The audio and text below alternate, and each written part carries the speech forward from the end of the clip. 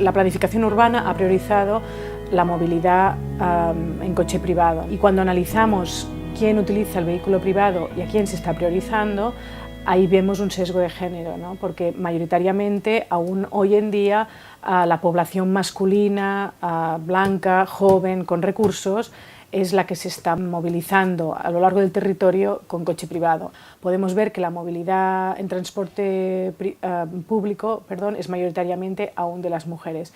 Y si además hablamos de tiempos, ¿no?, el transporte público se ha priorizado, por ejemplo, siempre la movilidad productiva, ¿no?, aquella que te lleva al trabajo, aquella de la hora punta, y invisibilizando o menospreciando todas aquellas movilidades que han dicho no obligadas, ¿no?, que les pusieron el nombre de no obligadas, que son todas aquellas que se desarrollan para los cuidados, ¿no? Llevar a tus hijos a la escuela, acompañar a una persona enferma al médico o ir a comprar, ¿no? Todas estas movilidades dichas no obligadas, pero son obligadas para el desarrollo de la vida, ¿no?, y que mayoritariamente aún hoy están hechas por mujeres.